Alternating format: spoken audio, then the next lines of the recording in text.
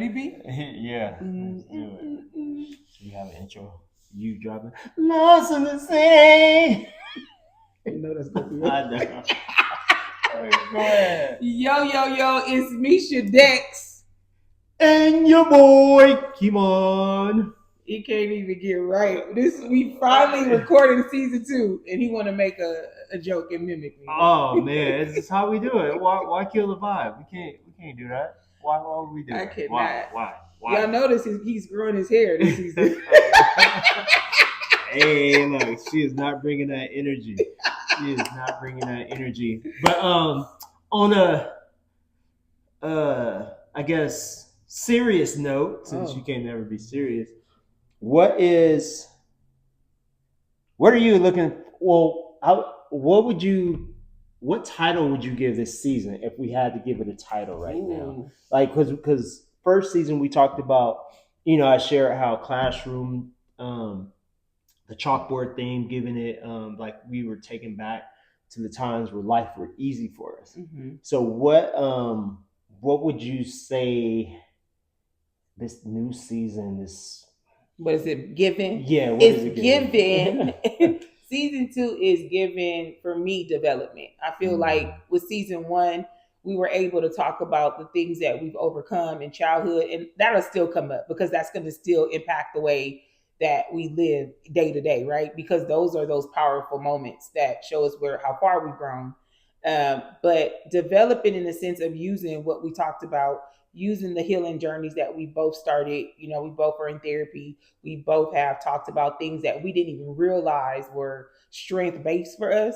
So I think season 2 is about developing that, and also developing the way our friendships are going. I feel like a lot of our friends have shared things that we didn't know were taking place until we started this journey of doing a podcast. So that's what I think season 2 is going to bring, and it's giving that development part. What about for you? Oh, that's a good one. I think it's giving. It's giving. I think self-reflection. I think for me, as we maneuver into season 2, and if I'm sitting here reflecting on season 1, a lot of that stress, a lot of that fear that I was bringing, I was in control of that. So I think for me, it's really gonna be the reflection moment of like you can control what you control. And so Do you feel like you just didn't give yourself permission to step into that resilient type energy where it's like, you know what? I'm creating more catastrophes than the world is actually providing me with because I'm not choosing to step in my power. Do you feel like that is one of I think I wouldn't say I wasn't choosing. I think because the situations were the situations, like right, like it wasn't a choice. And not to say I'm in a bad situation or whatever the case may be, but things have unfolded where you know I was being hard on myself as a male, as having 3 daughters, and my vision of what I want to provide for them. But I think what made it easier for me from the last day we recorded to now is that I owe it to my circle. I owe it to not no. Am I in the circle? You're not in the circle. Of course you are. But no, but real talk, man. I think leaning on the older guys, like obviously you in the circle, but having conversations with the older guys that are in my circle that are remarried, trying it again, have to move away to provide a better life for their kids, and understanding how they're doing it, and how they're coping with it, how they're getting through this stress, has helped me propel myself in this current space that I'm in. Because again, I share, like, stories are magical, and they can do wonders. And for me, hearing everything that they have shared with me or have been through has given me the courage to turn the light on in my space. And I feel like since then, and again, this is speaking from the last, I would say 3 weeks, I have felt a little bit more free in how I approach things, which has then carried over into strengthening my relationship. Because when I was stuck in that moment, shit, everything that came through that house, I was, I had a cash register in my head, like When cha-ching, you say cha-ching, everything that cha-ching, came in the house, meaning what? like bags, shopping, things that we had to deal with for the house. Just like, oh my god, like it is just bring it up, bring it up, bring it up, bring it up. And so, just with that, man, I just feel like I have released so much stress. And not to say I don't think about it, but Oh, I I know don't, you think about it. I don't ponder on it, or I haven't been, I haven't been, and and I can honestly say that I have been able to feel the feels and really release um, the energy. I'm happy you brought up the piece about um so just going back a little bit on the dial about story, sharing the story. I believe stories keep things alive, right? And not just for the not just the worst parts, the better parts, right? Mm-hmm. Because you're able to go back and collectively take jewels from your story, to think about like just how far you've come. And I'm gonna always say like the measurement of growth will always be the most powerful tool in your toolkit of life, because you're able to really give your own self flowers. Like I think one of the things we don't do enough is give ourselves flowers. Mm. So I'll share something that recently happened that's personal. You already know about it. And my job was faced with layoffs. Mm. And I can honestly say, for the very first time in my adult life, I walked the way I talked. Meaning, I did not reach out to everybody that my job was possibly, about to be lost. I reached out to two groups of friends. I reached out to the ones that could pray for me, Mm-hmm. and the ones that can proactively support me with finding something else if that needs to be the case. And I'm bringing that up to say that how dare I, even in my personal business as an ordained minister, how dare I talk about faithfulness, Mm-hmm. talking about my walk with God and trusting all these things, even our conversations of like, hey, you got this. Just trust the process, right? How dare I speak those things, and then when I'm faced with my own adversity, I'm over here can't sleep. When I tell you nothing changed besides the way I prayed about the outcome, Mm. but I was also prepared for whatever was next, because God ain't never Yeah, failed me. yeah, no. So the story, this telling the story about the goodness and telling the story about what we perceive as failure, which ends up being this opportunity of growth, right? I feel like it's always important to take it back to how far you growing in Yeah, all of this. yeah. And I just want to know where you didn't call me for the prayer piece. Like you gave two options. I think I was in. I don't think I was. I didn't even call you. I told you in person. See, you got to get your prayer game up. Yeah, that's crazy. No, but jokingly and seriously, I was said that to make a point. Is that that's the beauty of having so many different people in your circle. Like Oh, for sure. and also if those folks in your circle haven't shared a piece of them, you would know that they're heavy in prayer or they're heavy in like it would have just been you guessing.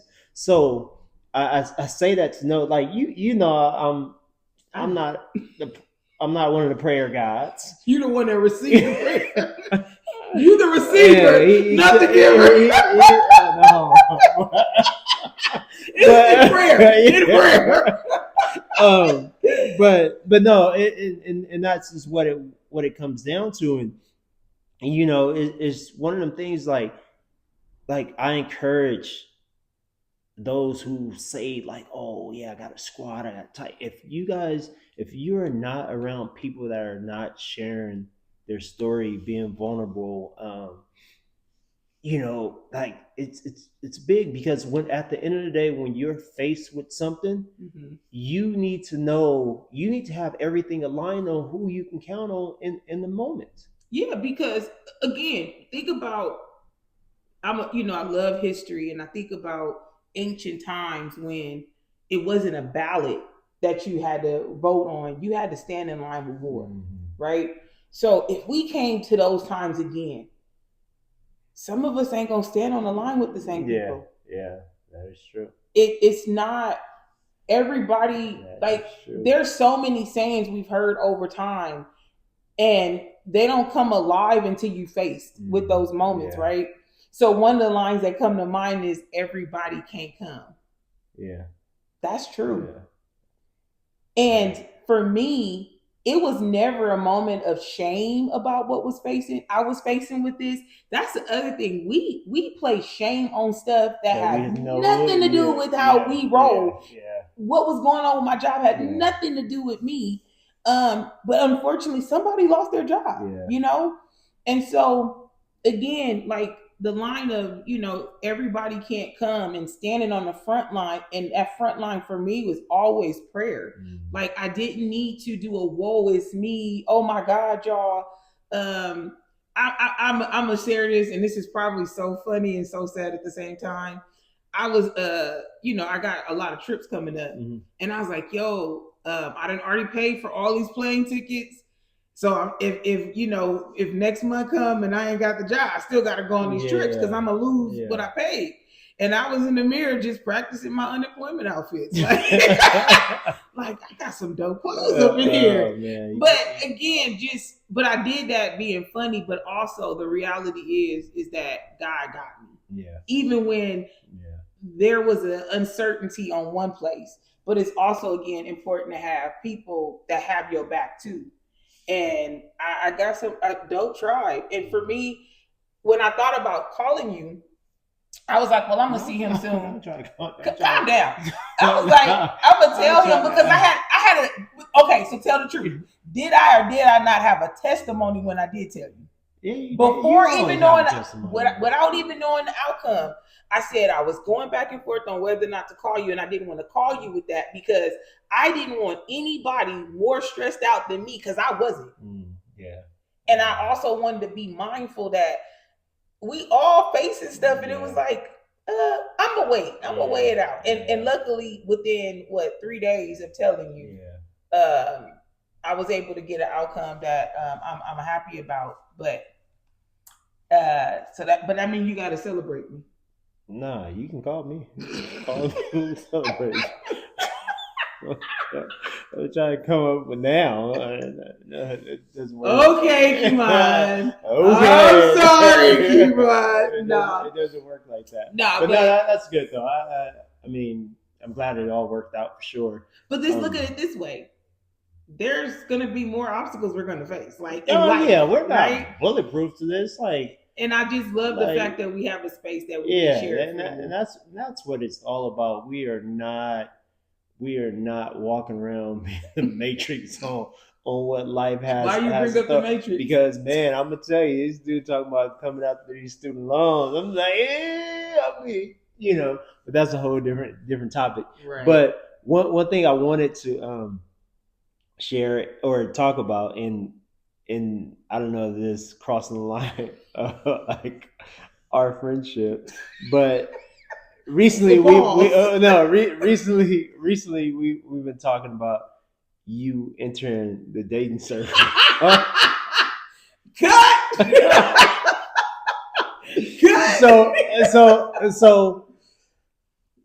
So I'm here for that. Wait. I'll always be here for that. But I just want you to is like what's holding you back, because you share with me obviously some things, but what's holding you back from jumping into the pool? That's a whole episode. That's a whole season. No, honestly, I think what I've learned, right, especially recent interactions, is that I come off like I'm the type that's gonna ask you for your number. I'm not, right? Because of my personality. Let's just face it. Like I've been in situations where and I mean, this is the thing that's so confusing. I'm in situations, you've been there with me sometimes, where people be giving off the most grandiose gesture, like, yo, what's up with her? And what one dude, I'll meet y'all, I'll tell you, we can call your mama right now. And I'm like, well, who mama he calling? My mama is deceased. What mama he calling? But people give off these grandiose gestures, but they can't live up to the way they present. And I'm misperceived.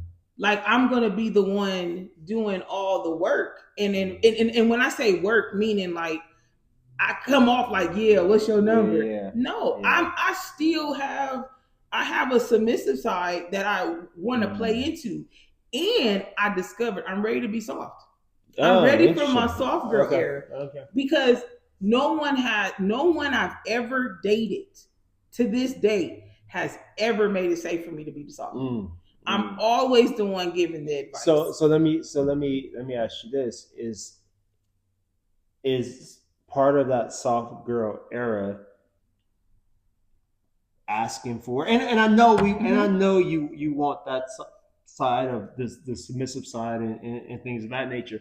I think my only I guess words of encouragement, or not even words of encouragement, like a viewpoint that I would provide, is that you are so far ahead of your self-awareness, who you are, and it's going to be you really finding that golden egg for someone to be there. And because they I mean, I'm just saying this, like, they have to take your energy with it. Yeah. And so with that comes, is this person confident enough to even, so and it's no fault to you, no fault to you, but I think we spoke about this this in one of the episodes, is the distance. Is the distance. So if you are ready to be in that soft girl era, consider that might involve you taking that step. And I get that, because I told you I had a recent situation recently. Yeah, we ain't gonna talk about that. That I stepped up a little bit to make sure the connection was there. But for me, so Tracy Ellis Ross just did an interview. I saw that, and that was so powerful to me, because she's like, what I got from it is I'm gonna grieve either way. I'm either gonna grieve with the wrong person because they don't know how to hold me. And when I say hold me, I'm not even talking about physical. I mean hold me in light when I'm not in the room. Yeah. Hold me up when you think of me, right? Yeah. But I can grieve because I'm with the wrong person, or I can grieve that I didn't have children and that I haven't met the right person. Yeah. But I would rather be alone with no children, because that's a lot of energy on the other side. Because if I'm with the wrong person, let me take off a humble hat. How many people do I impact? A lot. I think so. You still. So just imagine if my energy is compromised and I had to stop showing up. All them babies that I show up for, all my friends that I show up for, the work that I do. Yeah. What if that energy was compromised just to say I'm with somebody? No, that's not it. Yeah. And so I definitely feel like you mentioned one of the attributes would be a confident man. Even if he's not fully healed, but he's on the journey, meaning he's already started, and then aware, right? Not be just confident, be aware of what you're bringing. And also, I want to sit back sometimes and be like, I didn't have to think of that. Yeah. No, I hear you. And in terms of compromising who you are with the right person, that's big. And I think that's why me and Liska kind of moved so fast. I feel like because we complimented each other, right? And till this day, like don't get me wrong, we go through everything. Everybody go through their stuff, but at the end of the day, I know that her energy is going to 100% show up the same around anyone I put her around. Yeah. And I gave her that compliment, right? Thank you for showing me that even though I have a bark, I don't have to use it. And that honestly is what triggered the thought of, I ain't never had a soft girl era when it came to dating. Yeah. Like, you know what? The one thing that was said in common in all my relationships, you don't need me. And my rebuttal will be, I don't. I want you. It comes with a different type of energy. Yeah. Because to need you sounds like it don't even have to be love related. It's what I need. And exactly transactional. It comes with conditions and it comes with a level of scarcity of, if you leave, what am I gonna do? Yeah. But if I want you, it comes with, you nurture it differently. If I had a mate that I can be soft with, it will look so much different than what I've dealt with in the past. Not saying that I'm going to enter a relationship that is going to be flawless, but it's how you deal with the flaw, right? And you pick and choose the battle. Another thing that you hear throughout your entire life. But I will go on the battlefield, not against you. Yeah.